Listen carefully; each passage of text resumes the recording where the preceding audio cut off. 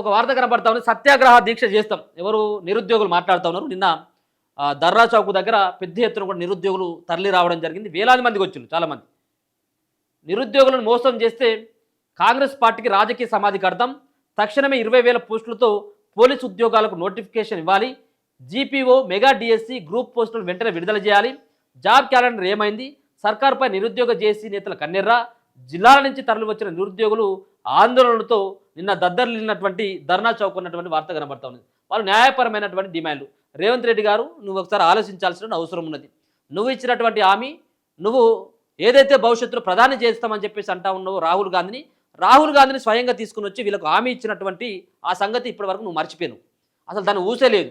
మరి 19,000 నుంచి 20,000 ఖాళీలు ఉన్నాయని చెప్పేసి స్వయంగా డీజీపీ గారే గవర్నమెంట్కి చెప్తే మరి కనీసం 5,000 పోస్టులతో ఉద్యోగాలు నింపడం ఏంది? ఎంతోమంది దీంట్లో జిల్లాలకు 4 పోస్టులు రావు, జిల్లాకు 4 పోస్టులు రావు. ఆ పోస్టులని ఏ విధంగా వాళ్ళు ఏ విధంగా వాళ్ళకి ఉద్యోగాలు వస్తాయి, ఎట్లా? దీనిపైన నిన్న పెద్ద ఎత్తున కూడా చాలామంది రావడం జరిగింది ఇక్కడికి.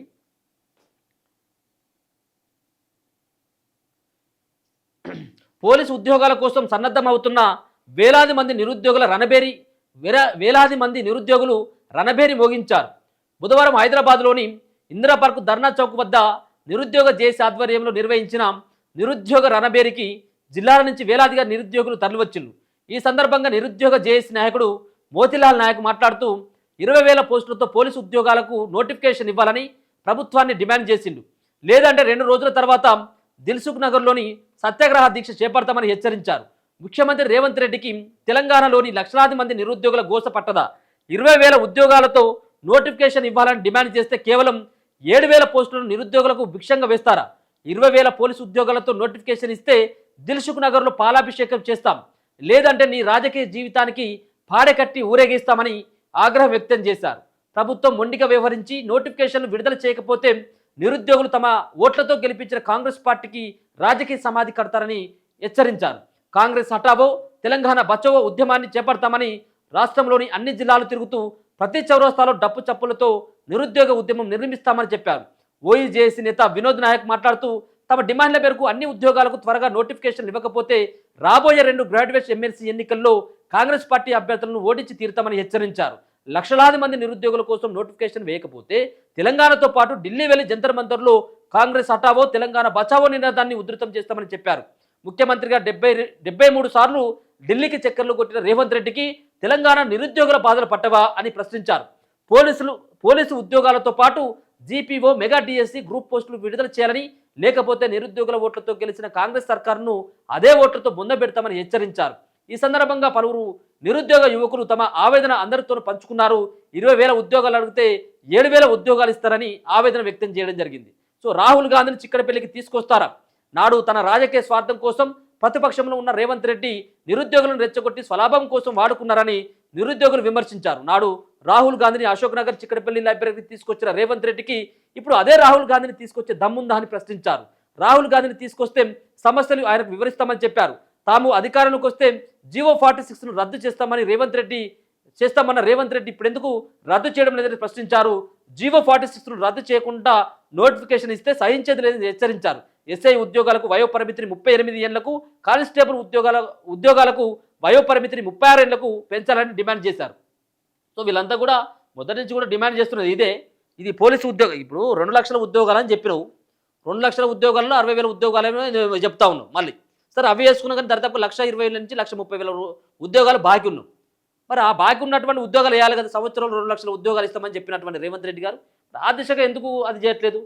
సరే అవి పక్కకు పెట్టండి. ఇప్పుడు ఈ ఉన్నటువంటి పోలీసుకు సంబంధించినటువంటి ఉద్యోగాలకు సంబంధించింది ఖాళీలు కనబడతా ఉన్నాయి కదా కళ్ళ ముంగట్టి. మరి వాటి అన్నిటి కూడా ఒకసారి నోటిఫికేషన్ ఇవ్వచ్చు కదా అనేది వాళ్ళ యొక్క ఆవేదన. వాళ్ళ ఆవేదనకు కూడా అర్థం ఉన్నది. చాలా రోజులుగా వాళ్ళంతా కూడా కష్టపడతా ఉన్నారు, చదువుకుంటా ఉన్నారు, ఇన్స్టిట్యూట్లో కోచింగ్ తీసుకుంటా ఉన్నారు.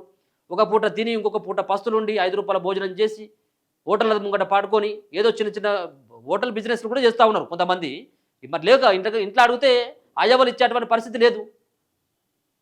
పెళ్ళిళ్ళు చేసుకోక కుటుంబాన్ని వదిలేసి రోడ్ల మీదనే పాపం వాళ్ళంతా కూడా లైబ్రరీలో చిక్కడపల్లి లైబ్రరీలకు పోతే వరకు వాళ్ళ గోసలు కనబడతా ఉంటాయి పాపం. సో వాళ్ళందరూ కూడా ఒక డిమాండ్ చేస్తూ ఉన్నారు. ఒకవేళ కనుక ఈ నోటిఫికేషన్ భర్తీ చేయకపోయినట్టయితే 20,000 మేము రేపు తీవ్రం చేస్తాం ఈ ఉద్యమాన్ని అని చెప్పేసి నిన్న వీళ్ళు మోతిలాలు మిగతా వీళ్ళంతా కూడా నిన్న పాల్గొన్నట్టు చాలామంది వచ్చినాడికి. జాబ్ క్యాలెండర్ ఏమైంది? అసెంబ్లీ సాక్షిగా కాంగ్రెస్ ప్రభుత్వం ప్రకటించిన జాబ్ క్యాలెండర్ను ఏ దొంగలు ఎత్తుకుపోయారో ముఖ్యమంత్రి చెప్పాలని నిరుద్యోగులు డిమాండ్ చేసిండ్రు. వచ్చే ఆగస్టుకు జాబ్ క్యాలెండర్ విడుదల చేసి 2 ఏళ్ళు అవుతున్నా ఒక్క నోటిఫికేషన్ ఇవ్వలేదని తీవ్ర ఆవేదన వ్యక్తం చేశారు. నిరుద్యోగుల జీవితాలతో ఆడుకుంటున్న రేవంత్ రెడ్డి సీఎంగా ఉండే అర్హత లేదని మండిపడ్డారు. నిరుద్యోగుల ఆందోళనలు పోలీసులతో అణచివేసే ప్రయత్నాలు మానుకోవాలని హెచ్చరించారు. ముఖ్యమంత్రికి చిత్తశుద్ధి ఉంటే మరొక నూతన జాబ్ క్యాలెండర్ విడుదల చేయాలని, వాటి ప్రకారమే నోటిఫికేషన్ ఇవ్వాలని డిమాండ్ చేశారు. నోటిఫికేషన్ ఇవ్వకపోతే తెలంగాణలో మంత్రులు ఎమ్మెల్యేలు తిరగనివ్వబోమని హెచ్చరించారు. వీళ్ళందరూ కూడా నిన్న చాలామంది పాల్గొనడం జరిగింది. ఈ సంబంధించినటువంటి ఈ దాంట్లో వీళ్ళు రేపో మాపో సత్యాగ్రహ దీక్షకు సైతం కూడా వాళ్ళు పూనుకున్నటువంటి అవకాశం అయితే కనబడతా ఉన్నది. నిరుద్యోగులు అయితే వాళ్ళు డిమాండ్ చేస్తారు, ప్రధానంగా ఉద్యోగాలు ఇవ్వాలి, నోటిఫికేషన్లు ఇవ్వాలన్నటువంటి దానిపైన అయితే మాత్రం వాళ్ళంతా ఆగ్రహంతో ఉన్నారు. ఎక్కడ చూసినప్పుడు కూడా దిల్సుఖ్ నగర్ కావచ్చు, అశోక్ నగర్ కావచ్చు, ఇట్లా ఆర్టీసీ క్రాస్ రోడ్ దగ్గర నిరుద్యోగులంతా కూడా వాళ్ళు ప్రధానమైనటువంటి డిమాండ్లతోటి ఈ ఉద్యోగ నోటిఫికేషన్లు ఎప్పుడు ఇస్తావు, జాబ్ క్యాలెండర్ ఏమైందన్నటువంటి దానిపైనే వాళ్ళు ప్రధానంగా గవర్నమెంట్ని నిలదీస్తూ ఉన్నారు. చూద్దాం మరి ఈ పోలీసుకు సంబంధించిన ఉద్యోగాల్లో రేవంత్ రెడ్డి నిర్ణయం మార్చుకుంటారా, ఇదే 6-7 వేల ఉద్యోగాలే వాళ్ళు భర్తీ చేసేందుకు నోటిఫికేషన్ ఇస్తారనేది చూడాలి.